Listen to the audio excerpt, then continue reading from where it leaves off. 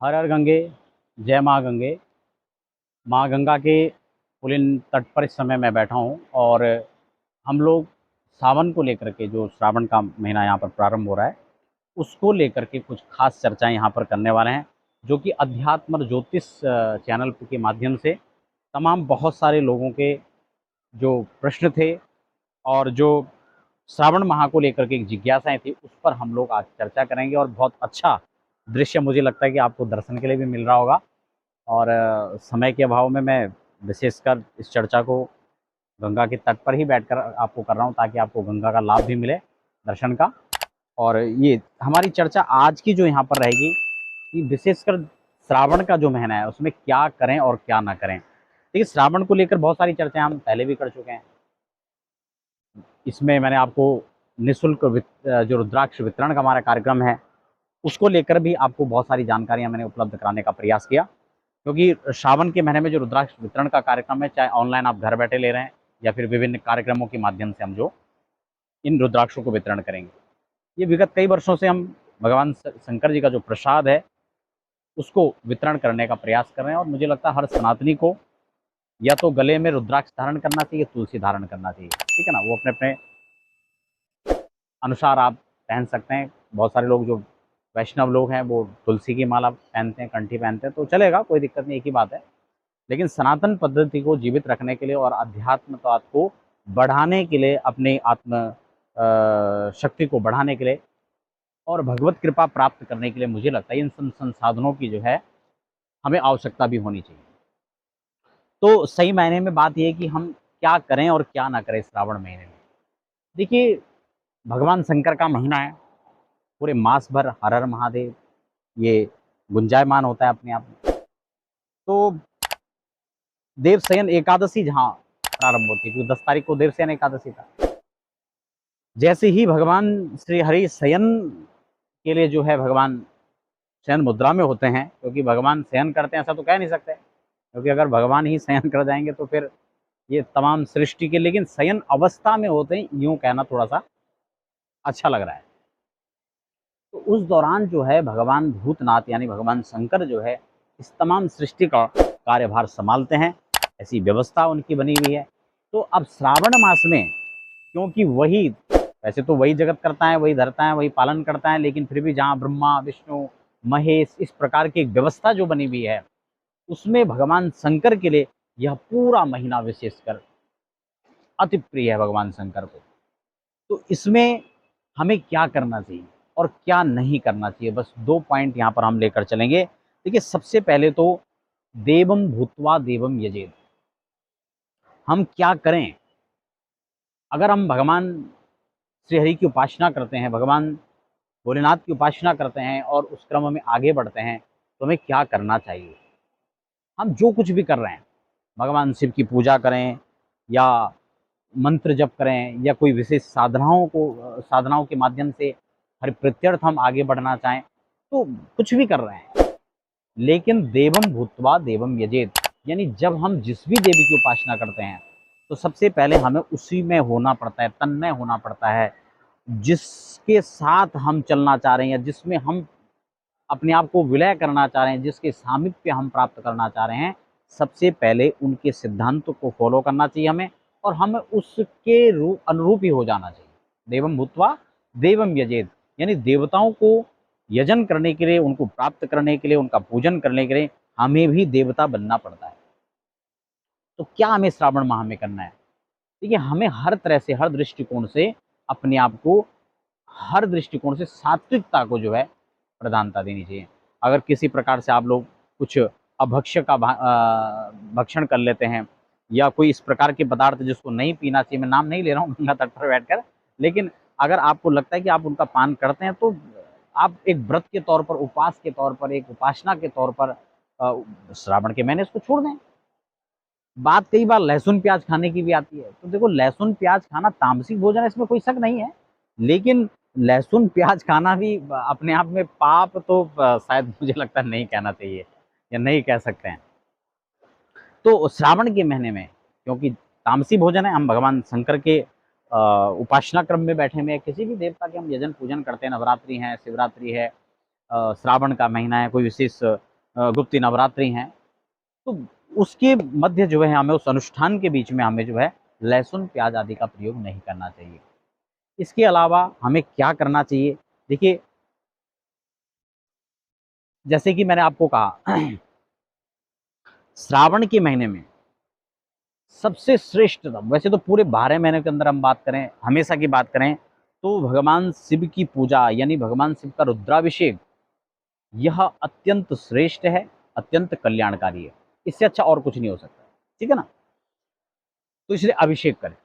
अभिषेक कैसे करना है, पूजन की क्या विधि है, मैं नेक्स्ट वीडियो में जो है इसके विस्तार से चर्चा करूंगा, ठीक है। आज हम क्या करें और क्या ना करें पे थोड़ा सा हम यहाँ पर जो है इन्हीं बिंदुओं पर खासकर चर्चा करेंगे। तो अभिषेक हमें करना चाहिए, ठीक है। और कई लोग कहते हैं हम महामृत्युंजय जप करते हैं, तो कई बार मैं उत्सुकता बस या फिर उनकी कोई त्रुटि ना हो, उसका सुधार हो सके, तो कई बार पूछ लेता हूँ कि आप महामृत्युंजय जपते हैं, तो ठीक है वो मंत्र थोड़ा सुनाइए। तो पहले तो हिचकिचाहट में वो लोग नहीं सुनाते हैं, या फिर जब मैं उनसे निवेदन करता हूँ तो फिर वो सुनाते हैं तो उसमें कई सारी अशुद्धियाँ होती हैं, या उसकी विधि की बात आती है तो उनको विधि मालूम नहीं होती है। तो ऐसी स्थिति के अंदर आपको महामृत्युंजय जप के कोई लाभ नहीं है। आप महामृत्युंजय मंत्र से जो लाभ ले सकते हैं वही मंत्र जब ओम नमः शिवाय पंचाक्षरी जपें, आप क्या दिक्कत है उसमें, आप उसका लाभ भी इसी प्रकार से ले सकते हैं।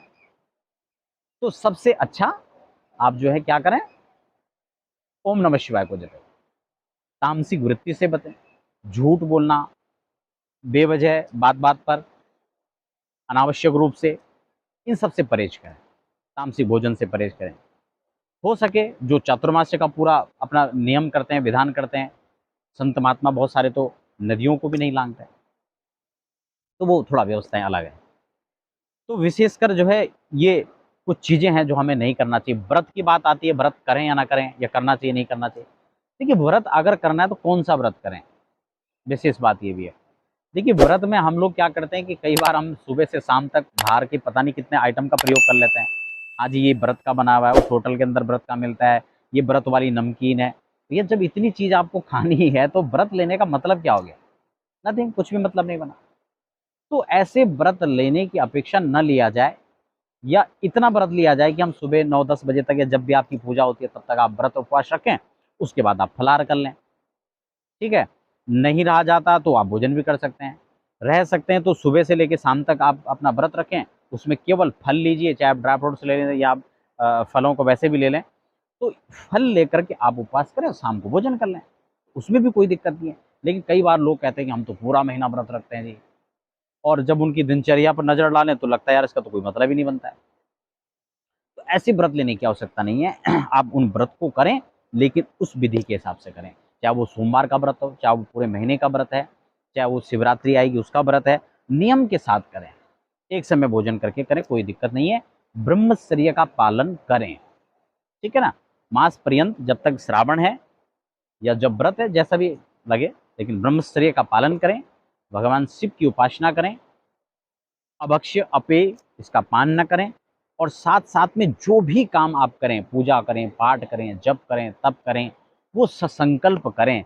संकल्प में ये जरूरी नहीं है, ये आवश्यक नहीं है कि हमने पूरा संकल्प उसमें पढ़ा, हाँ जी हमें ये भी मिल जाए, वो भी मिल जाए, ऐसा भी हो जाए, वैसा भी हो जाए।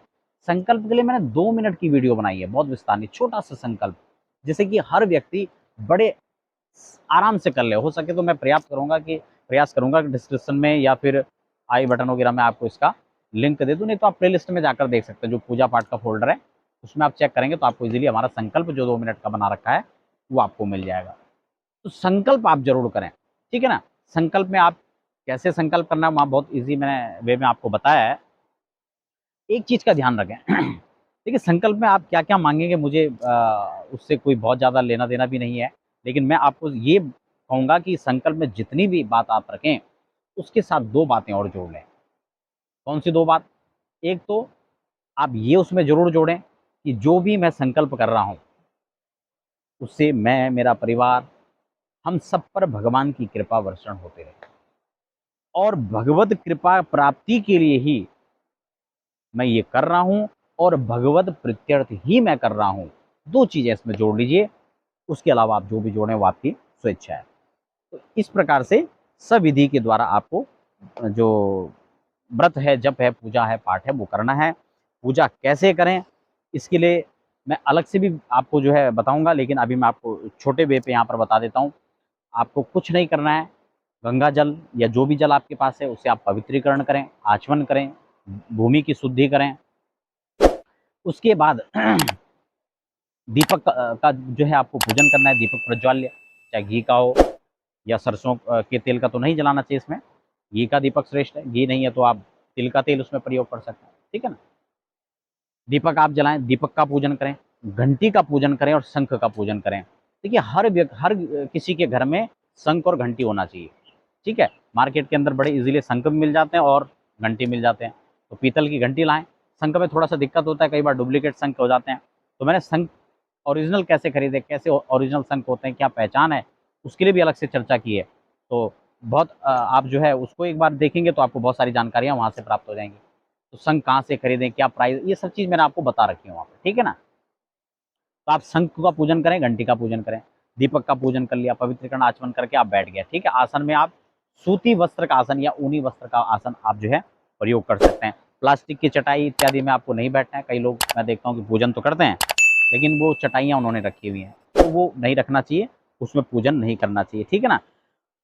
तो ये जो है आपको इसमें करना है शंख घंटी का पूजन। उसके बाद गणेश जी का पूजन कर लिया, अभिषेक कर रहे हैं तो जितने भी गण हैं, नंदीश्वर का सबसे पहले पूजन होगा और उसके बाद सारे गणों का जो भी आपको नाम याद आए, वीरभद्र है, कुबेर है, कि सर्प हैं, उनके सबका आपको स्मरण करना है, वास्तु का वहाँ पे स्मरण है। और फिर भगवान शंकर का अंतिम में आपको ध्यान करके, जितने भी कोई मंत्र नहीं आते तो आप नाम मंत्र से कर सकते हैं।